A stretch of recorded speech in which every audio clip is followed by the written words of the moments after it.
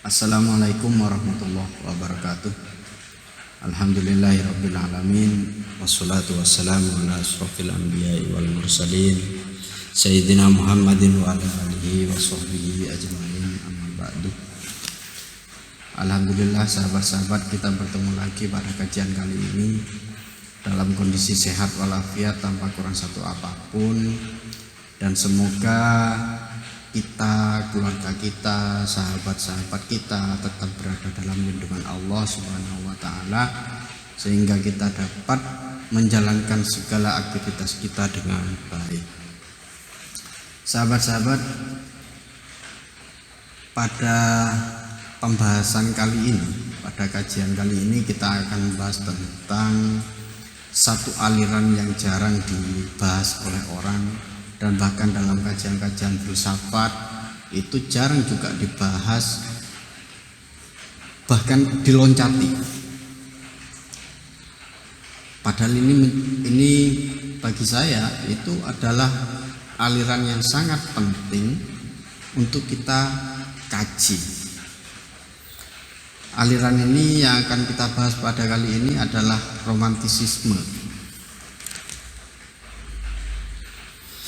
Mendengar kata romantis ini seakan-akan kita berimajinasi bahwa sesuatu yang romantis itu kalau hari ini banyak orang melakukan, kalau kita bareng pacar, kita makan malam, dinner bareng dengan lampu yang remang-remang, dihiasi dengan cahaya yang indah, itu kemudian dianggap sebagai sesuatu yang romantis oleh orang hari ini.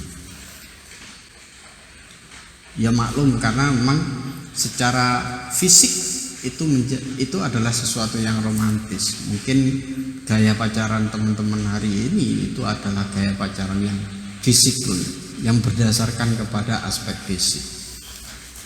Tapi dalam romantisisme itu berbeda. Romantisisme tidak berbicara pada aspek fisik, tapi lebih daripada itu. Kenapa romantisisme itu sangat penting untuk kita kaji? Karena memang romantisisme itu adalah sebuah pendekatan umum yang terakhir yang berada di Eropa, yang untuk melihat sebuah kehidupan. Romantisisme ini melewati berbagai fase.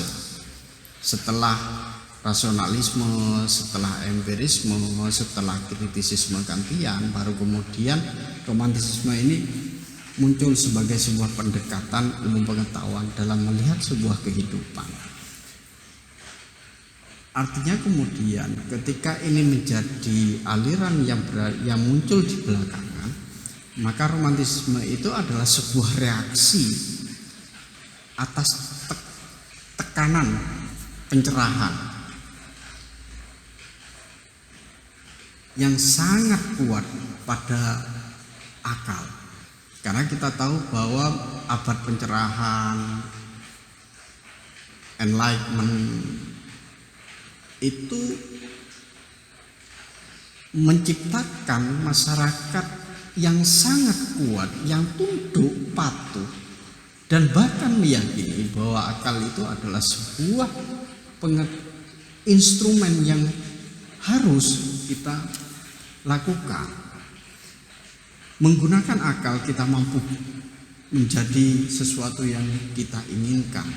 Itu yang dimunculkan oleh orang-orang abad pencerahan, sehingga kemudian muncullah kaum-kaum positivistik itu. Semuanya harus berdasarkan akliah, semuanya harus berdasarkan akal, semuanya harus berdasarkan pada empiris. Padahal kemudian kalau kita tahu tidak semua kehidupan kita itu bisa dirasionalisasikan, seperti cinta, seperti imajinasi, seperti kerinduan, seperti kepedihan. Itu nggak bisa kemudian dirasionalisasikan. Ketika kita putus cinta kemudian kita menangis, menangis ketika putus cinta itu nggak bisa dirasionalisasikan. Kalau kita bisa merasionalisasikan kan gampang, nggak usah menangis, kita putus saja sudah putus, kita cari yang lain. Itu, tapi kan tidak sederhana itu. Makanya kemudian romantisisme ini lebih menekankan kepada persoalan-persoalan emosi, persoalan-persoalan emosi kita itu yang harus dibangun, feel, rasa yang harus dibangun sebagai kekuatan yang harus hadir dalam setiap diri manusia. Sahabat, pada asalnya romantisisme ini dipelopori oleh orang-orang perkotaan, muncul di wilayah-wilayah perkotaan. Kenapa muncul di wilayah perkotaan? Karena memang orang-orang pada saat itu, kita tahu di wilayah perkotaan itu industrialisasinya luar biasa. Teknologi sudah bagus. Alam kemudian dijajah dengan bangunan dan yang luar biasa.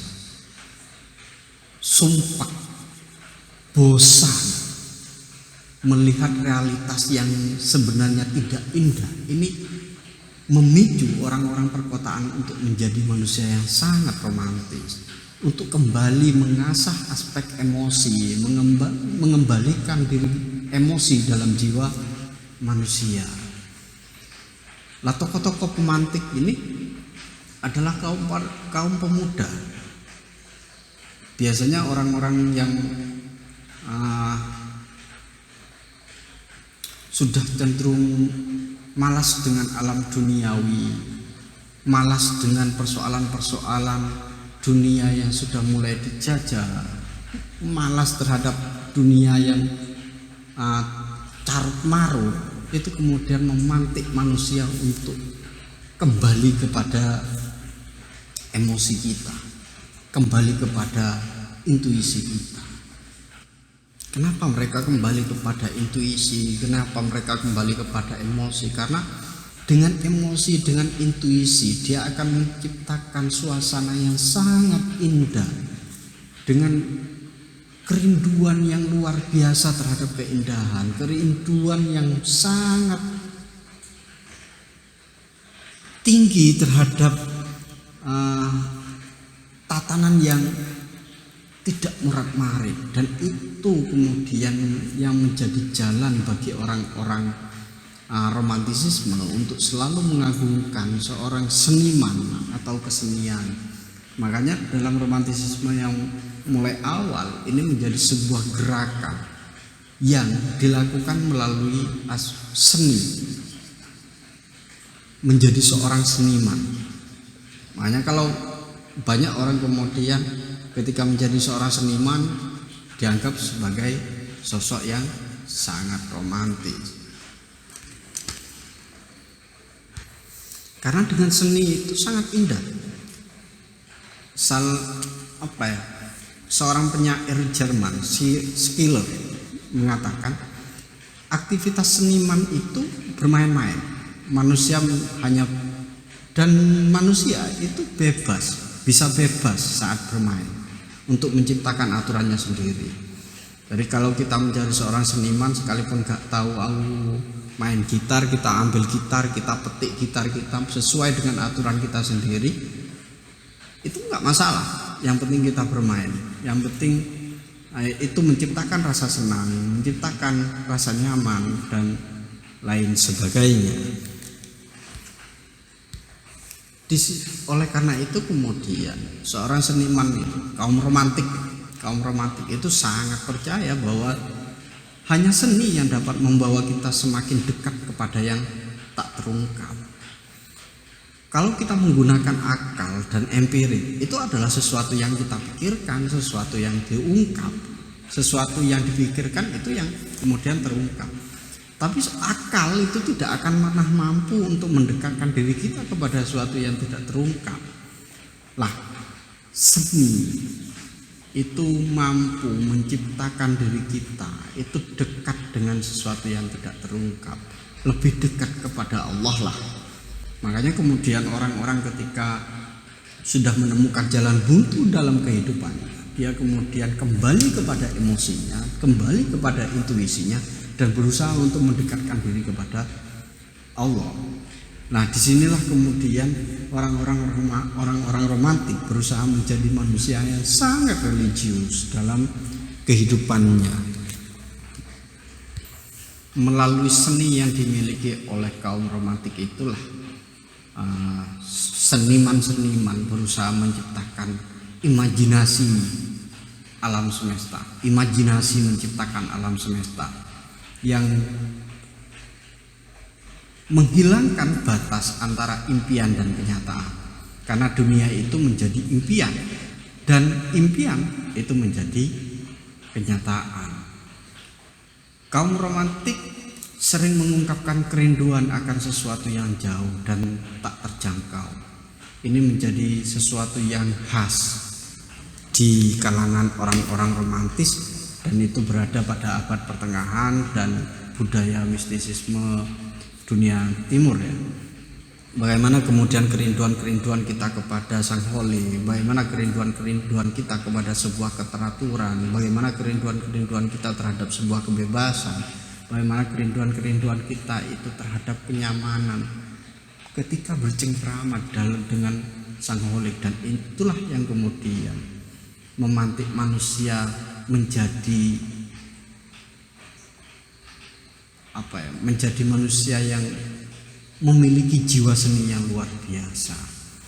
Ketika mereka sudah mampu merangkai kerinduan-kerinduan itulah kemudian biasanya orang kemudian dianggap sebagai manusia yang dekat dengan alam gaib, manusia yang dekat dengan alam mistik. Itu yang kemudian digembar-gemborkan terhadap orang-orang romantis. Padahal orang romantis berusaha untuk mendekatkan diri kepada Tuhan itu, berusaha untuk menciptakan satu ruang keindahan, menciptakan kerinduan kepada Sang Holik itu. Kalau kerinduan kita kepada manusia saja, kerinduan kita kepada manusia, maka kita berusaha untuk mencari jalan agar kerinduan itu bisa tersampaikan. Kalau kita rindu kepada seseorang, maka kita mencari jalan agar kita bertemu dengan orang itu. Nah, kaum romantis juga banyak yang melakukan itu. Ketika dia memiliki kerinduan yang sangat akut kepada Tuhan, maka kemudian dia menciptakan jalan agar dia lebih dekat kepada Tuhan dan sampai kepada Tuhan. Ada yang bunuh diri dan lain sebagainya. Tapi itu adalah kaum romantis yang tidak perlu kita tiru dalam kehidupan kita hari ini. Makanya sahabat-sahabat, romantisme sebagai sebuah kritik terhadap abad modern, abad pencerahan yang selalu menuhankan akal itu memiliki slogan yang berbeda. Kalau Descartes itu berbicara tentang cogito ergo sum, I think therefore I exist, maka John Rousseau itu mengatakan, ini bahasa Prancis, for us to exist is to feel. Jadi kalau Descartes itu mengatakan saya berpikir maka saya ada, maka John Rousseau itu mengatakan bagi kita untuk eksis itu adalah memiliki rasa. Ini yang berbedakan. Kalau Rousseau menciptakan orang yang memiliki rasa, orang yang memiliki intuisi, itulah yang kemudian disebut oleh Rousseau sebagai orang yang eksis. Sahabat-sahabat, dalam dunia ilmu pengetahuan kita selalu disuguhkan dengan narasi objektivisme. Nah, dalam melihat akar filosofis yang dikembangkan oleh romantisisme ini, ada satu pergeseran dari objektivisme ke subjektivisme. Kalau pada masa-masa Renaissance, masa-masa pencerahan, itu kita selalu disuguhkan dengan ilmu pengetahuan yang sangat objektif. Tapi dalam romantisisme, objektivisme kemudian tidak pernah diakui. Karena objektivisme dalam romantisisme itu sebenarnya nggak ada objektivisme, tidak ada sesuatu yang objektif itu. Karena segala sesuatu itu hampir semuanya berdasarkan persepsi, berdasarkan pada wilayah subjektivisme. Kita menilai sesuatu itu karena kita menilai, bukan sesuatu itu sendiri yang kemudian menilai dirinya sendiri. Alam semesta ini bagus ketika kita menilai alam semesta ini bagus. Sama seperti ketika sains melihat dunia secara objektif. Tapi dunia itu tidak jelas karena dipahami dari perspektif bukan siapa-siapa. Objektif itu kan bukan siapa-siapa. Dia tidak pernah memahami sesuatu. Jadi manusia itu tidak memiliki peran untuk menciptakan persepsi-persepsi dirinya. Tapi dunia itu sendiri yang kemudian menciptakan persepsinya. Dan itu bagi orang-orang romantisisme itu adalah sesuatu yang sebenarnya bukan siapa-siapa. Dari perspektif tapi bukan siapa-siapa. Padahal dalam dunia kenyataan kita, dalam keseharian kita tidak begitu. Semuanya berdasarkan pada wilayah subjektivitas kita. Ketika Islam itu kemudian dianggap sebagai agama yang rahmatan lil alamin, itu berdasarkan persepsi kita. Persepsi kita itu kadang menjadi sesuatu yang sangat bagus, tapi bagi yang lain itu kemudian merugikan.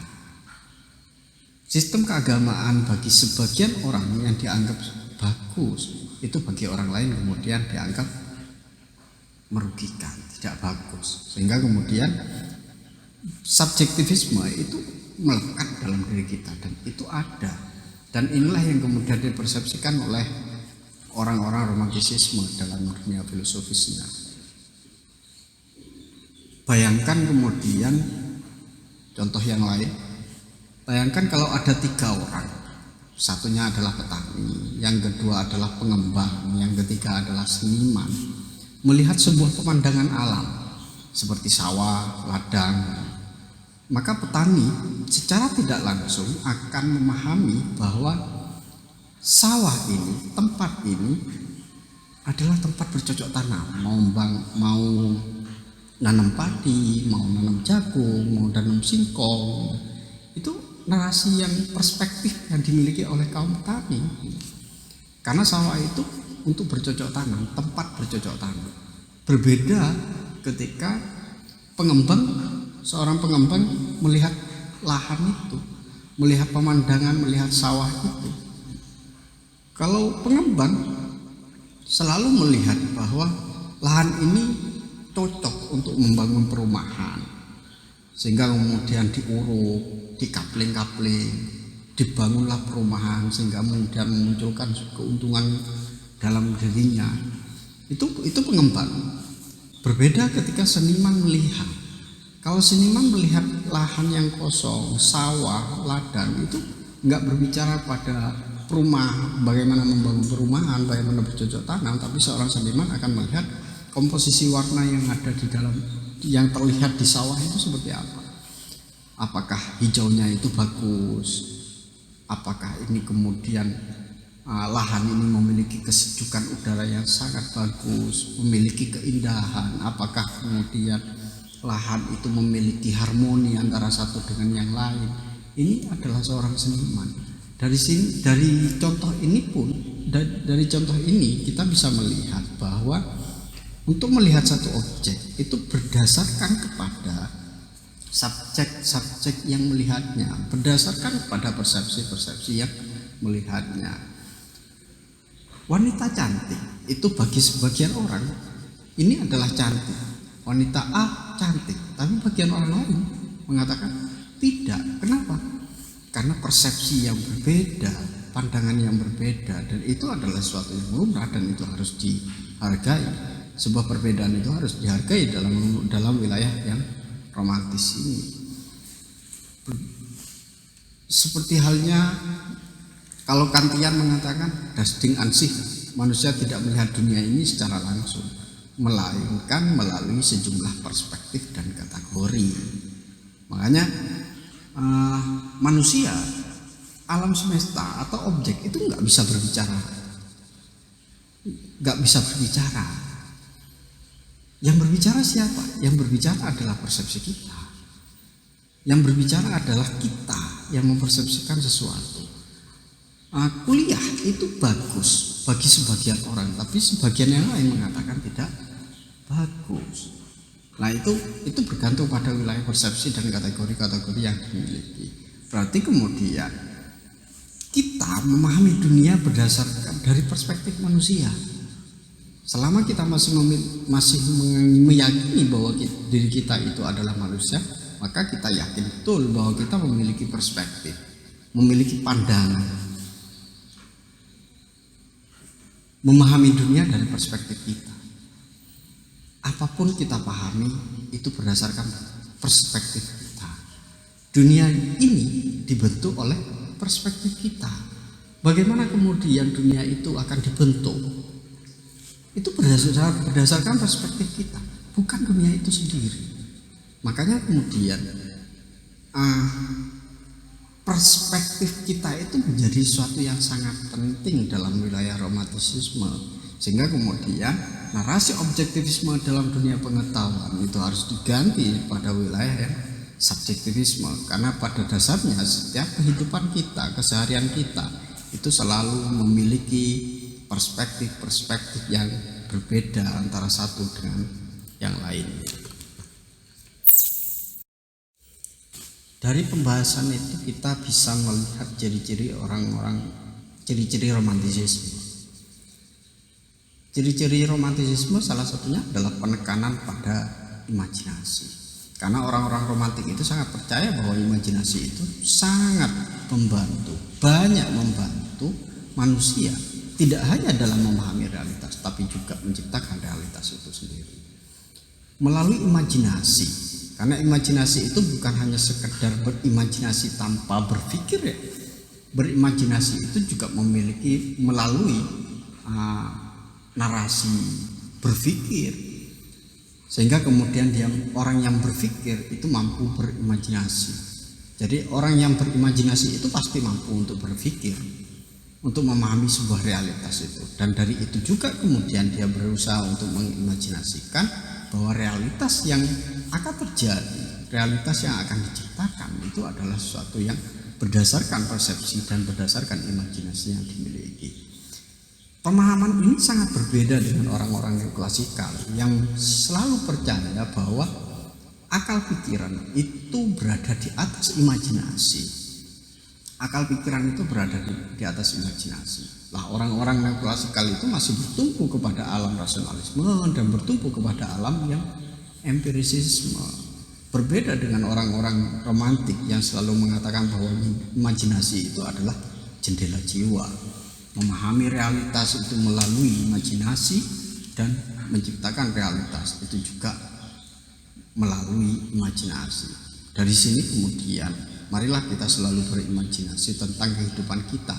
Apa yang akan kita lakukan dalam 1 tahun ini? Apa yang akan kita lakukan pada 2 tahun berikutnya? Apa yang kemudian terjadi pada 3 tahun berikutnya? Itu kita melatih diri kita untuk selalu berimajinasi. Yang kedua adalah orang romantisisme ini penekanannya pada alam atau yang alami. Bagi orang romantis, alam selalu dipahami sebagai satuan organik yang bersatu secara utuh. Jadi satu kesatuan. Sedangkan orang-orang neoklasik itu menganggap alam sebagai satu mesin, Tuhan yang membuat jamnya.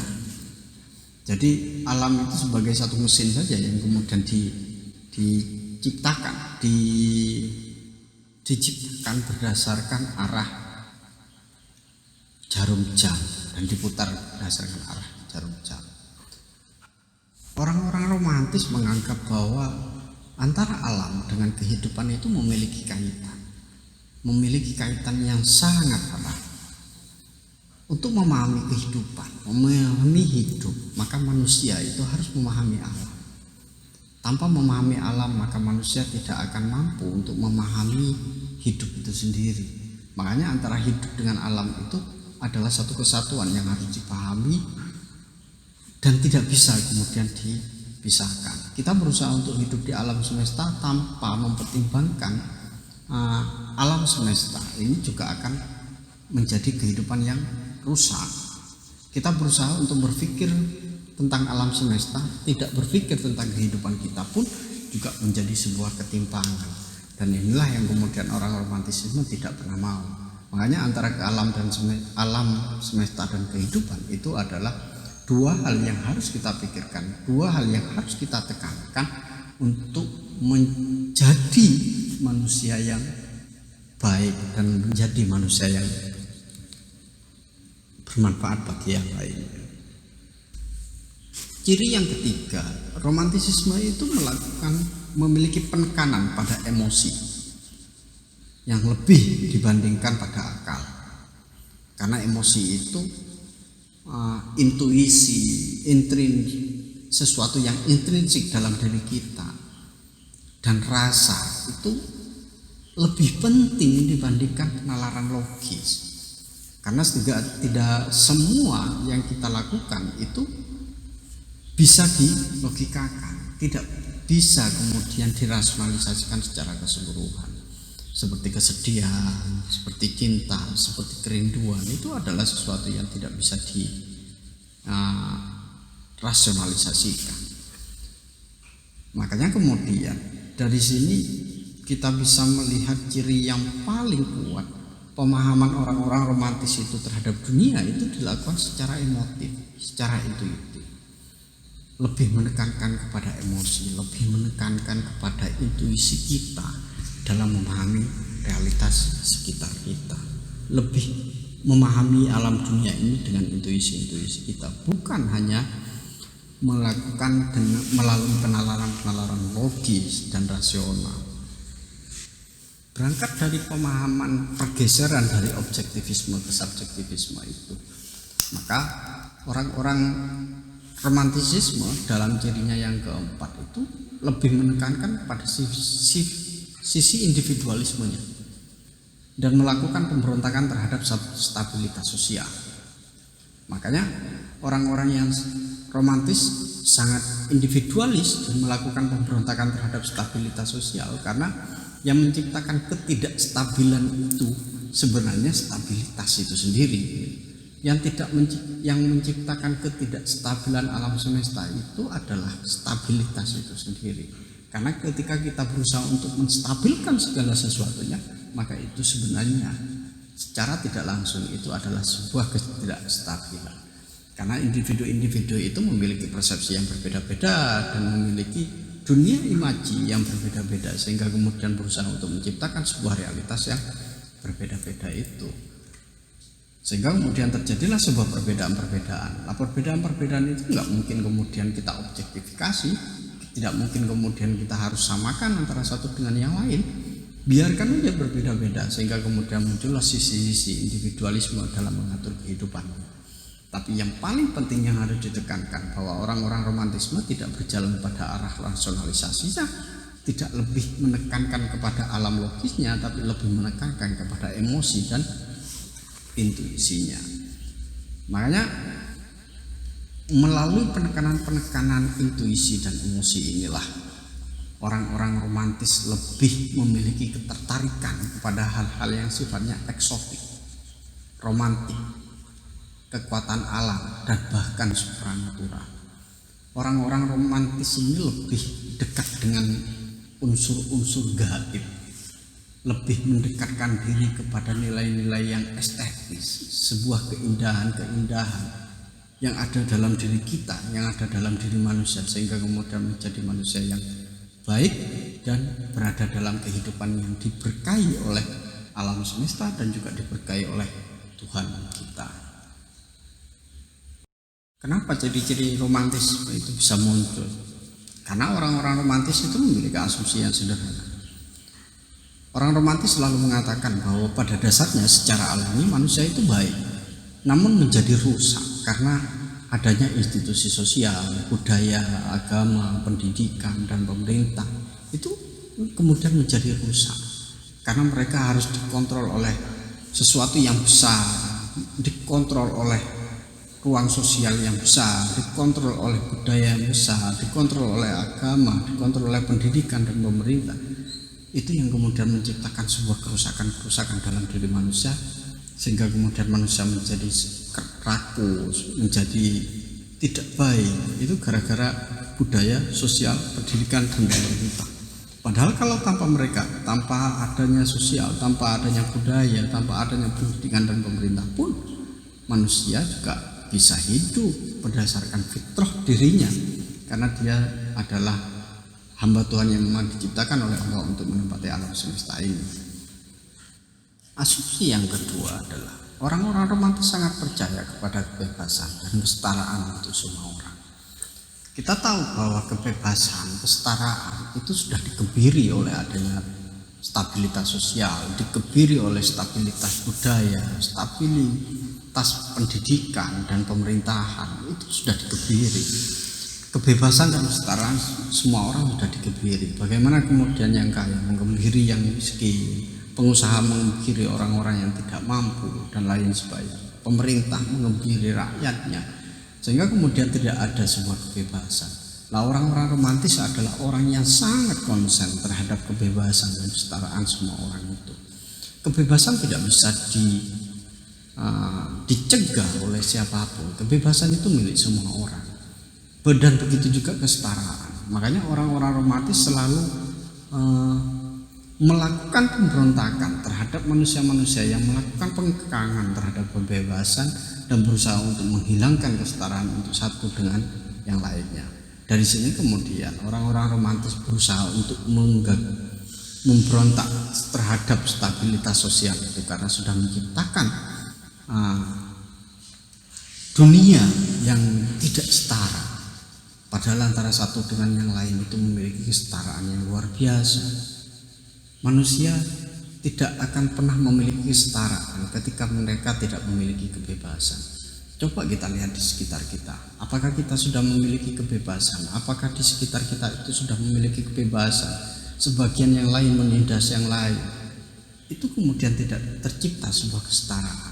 Oleh karena itulah kemudian orang romantis berusaha untuk mengembalikan kebebasan manusia dan mengembalikan kepada kesetaraan manusia antara satu dengan yang lain, sehingga terjadi sebuah perbedaan, dan perbedaan itu harus dihargai antara satu dengan yang lainnya. Tidak hanya dalam aspek sosial, tapi juga dalam aspek ilmu pengetahuan dan juga aspek persepsi manusia yang berbeda itu harus dihargai. Semua perbedaan itu akan mengarah kepada kebebasan dan akan mengarah kepada kesetaraan. Selama semua asumsi, semua persepsi, semua pekerjaan yang tidak mengarah kepada kebebasan dan kesetaraan, orang-orang romantisisme berusaha untuk bangkit dan melakukan perlawanan terhadap mereka. Karena dengan cara seperti itulah kemudian orang-orang romantis berusaha untuk mengembalikan di mana posisi manusia dan di mana posisi alam yang saling memahami antara satu dengan yang lain. Saya kira begitu sahabat untuk pertemuan kita malam ini. Sebelumnya mari kita baca sholawat bersama-sama. Hasbi Rabbi Jalallah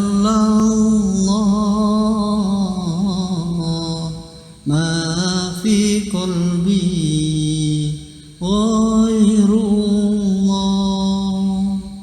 Nur Muhammad sallallahu la ilaha illallah Hasbi Rabbi Jalallah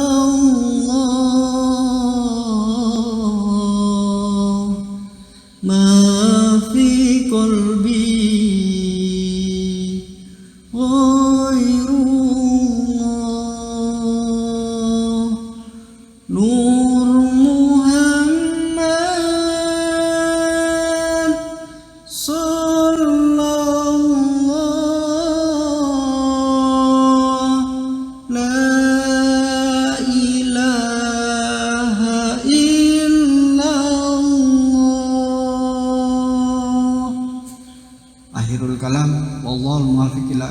Wassalamualaikum warahmatullahi wabarakatuh.